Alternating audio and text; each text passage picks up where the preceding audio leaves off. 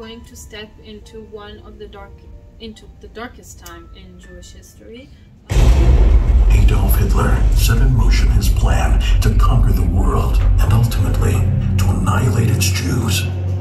Tragically, much of the Christian religion in Europe fell prey to an insidious theology that dismissed the suffering of the Jews. And yet, there were Christians who knew differently. Some of these Christians risked their own lives to become beacons of hope, lights in the darkness. Not all of them were Zionists, but without their courage, there would have been no one left to build a nation when the time did come. Oskar Schindler just wanted to make money with cheap Jewish labor, but he started to see his factory as a sanctuary for his Jews.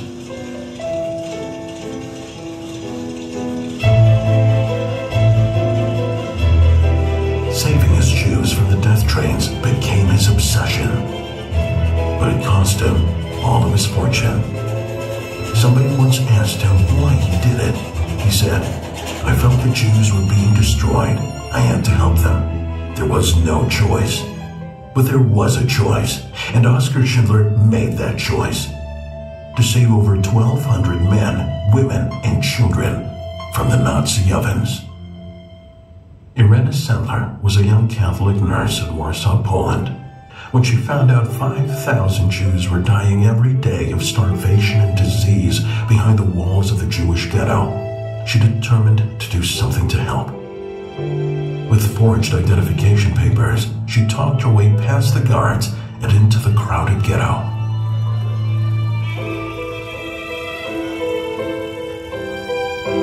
Irena went to the mothers.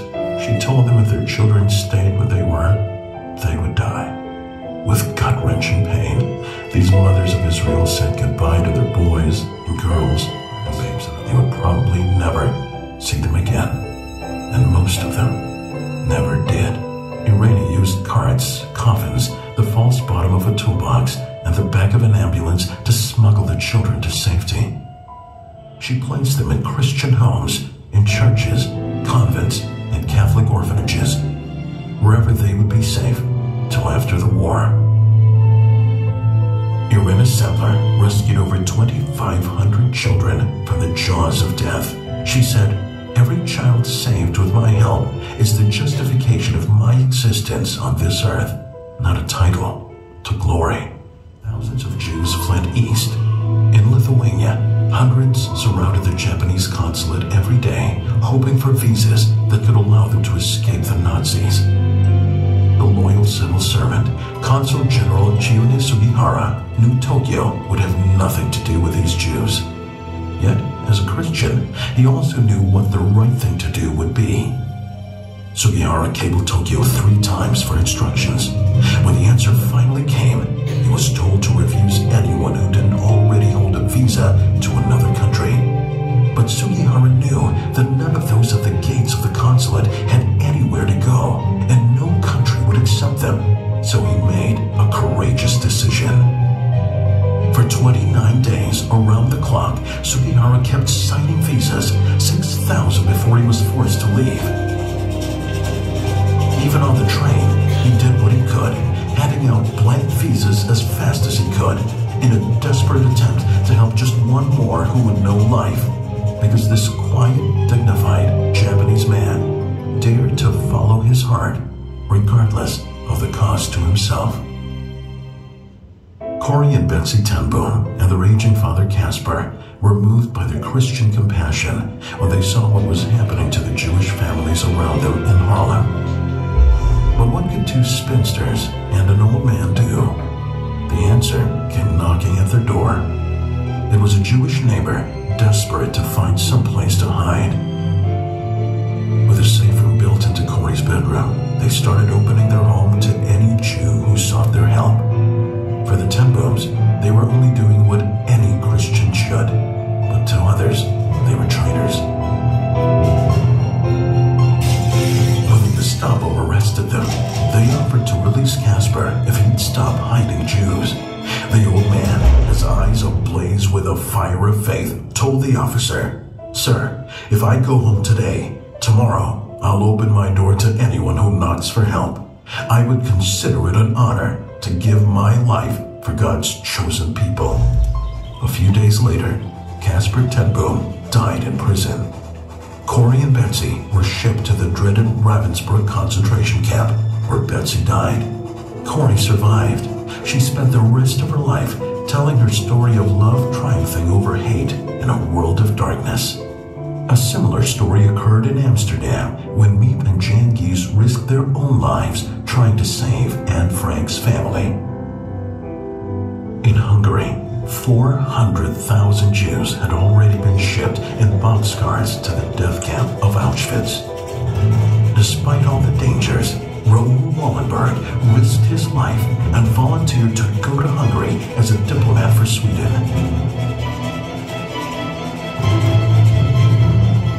In the dead of winter, Wallenberg joined the thousands of Jewish prisoners in the death marches to Auschwitz, trying to save anyone he could. He harbored tens of thousands of Jews in buildings he bought as Swedish diplomatic property. The Nazis couldn't touch them. They were on Swedish sovereign soil, or so he convinced the Nazis.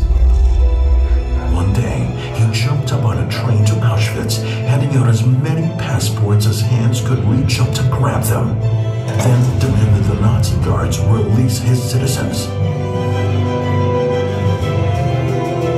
He even convinced the Germans not to blow up the Budapest ghetto and murder the thousands of innocent lives still trapped inside.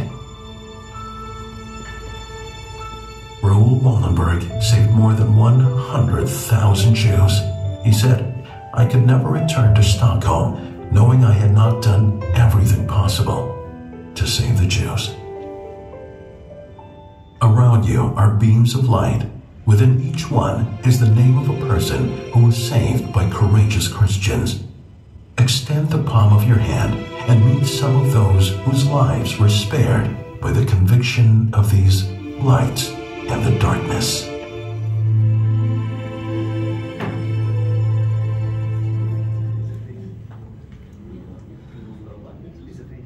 the palm of your hand are real Jews, Holocaust survivors who were saved by the amazing people you saw in the video and many others like them.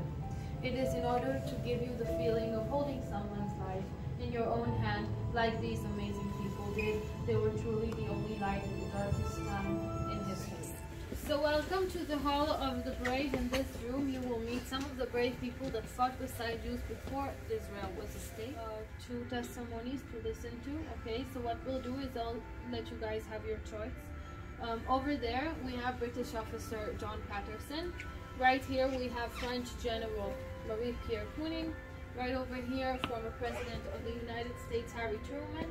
And behind me, a British intelligence officer or brigade. We call him our friend. Harry S. Truman, 33rd President of these United States. I got the job when the boss, Franklin Roosevelt, up and died of us. I was the Vice President. I can think of a lot of reasons why I shouldn't have this job. But Israel is not one of them. As a matter of fact, about a year after they got the state, the chief rabbi of Israel, what was his name? Isaac Herzl, hell of a nice man. He came to see me.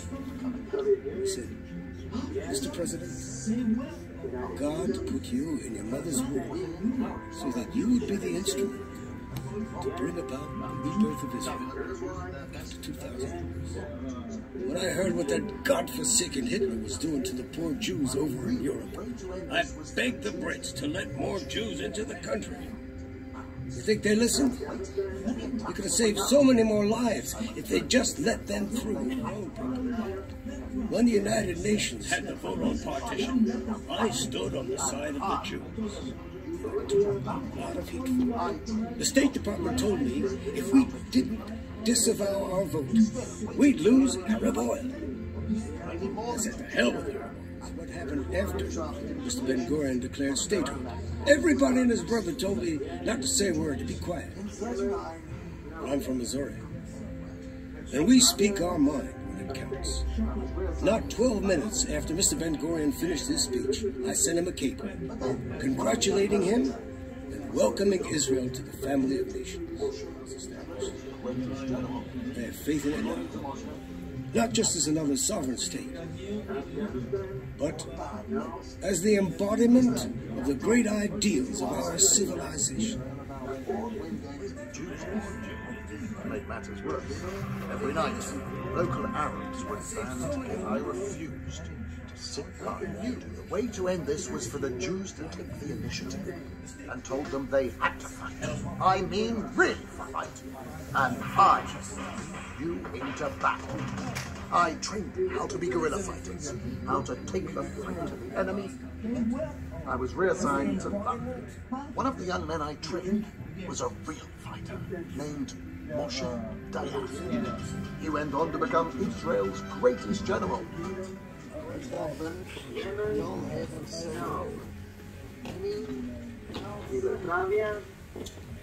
Here we can hear a part of the original recording of the United Nations vote that was in the 29th of November 1947. The countries that voted yes, they are slowly colored in blue. It will now start again. Afghanistan? No. Argentina? Argentina. Abstention. Australia? Yes. Belgium? Yes. Bolivia? Yes. Brazil? Yes. Belarus? Yes. Canada? Yes. Chile? Abstention. Soviet Union? Yes. United Kingdom? Abstain. United States? Yes. Uruguay? Yes. Venezuela? Yes. Yemen? No. Yugoslavia? Abstain. The resolution of the Dutch Committee for Palestine was adopted by 33 votes, 13 against, 10 abstentions. We are now going to enter the last room, the grand finale. I will hand you 3D glasses at the entrance. I don't believe that the Jewish state and modern Zionism would have been possible without Christian Zionism. I think that the many Christian supporters of the rebirth of the Jewish state and the ingathering of the Jewish people in the 19th century made possible the rise of Jewish Zionism. What does it mean to say, "Here am I"? For Abraham, it was to receive a promise that seemed impossible. To Isaac, it meant following a journey to the unknown. To Jacob, trusting in a God who would prevail. For Moses, a call to identify with slaves, becoming their voice to freedom. David, facing a giant, knowing who was on his side. For Solomon, building a temple to God. For Ezekiel, understanding that what appears to be does not control what can be. For dreamers like George Bush, John Henry Dunant, William Blackstone, and the Ten Booms, a call to believe ancient prophecies, a call to service. And what of the visionaries? Edward Robinson, 7th Earl of Shaftesbury, Winston Churchill, Woodrow Wilson, Victoria. Each was given an opportunity, a moment of decision. They said yes. Their choice came at great cost. Oscar Schindler. Some surrendered complacency to get involved. Corey Betsy and Casper Ten Boom. Some took action when others cowered in fear. They risked their very lives. For some, it was was doing their duty, but more a conviction of the heart. Ord Wingate, Harry Truman, John Patterson. These heroes of Zionism are but a glimpse of a great mosaic, defenders of the promise, friends of the people of Israel, custodians of the covenant. Each one said, "Here am I," when their call came. Someday, somewhere, at a moment in your life, you may have such a call, an opportunity to pass the torch of this promise forward. Your decision could determine the future of the promise of Israel. What will you do? Will you say, "Here am I," as these have done?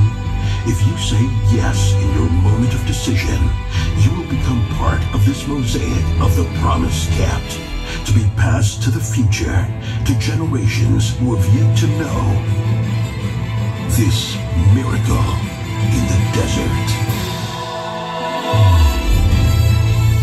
I saw and behold a tree in the midst of the earth, and its height was great. The tree grew and became strong, and its top reached to heaven, and it was visible to the end of the whole earth. Its leaves were beautiful, and its fruit abundant, and in it was food for all. Lift up your eyes now, and look from the place where you are, northward, southward, eastward, and westward. For all the land which you see, I give to you and your descendants forever.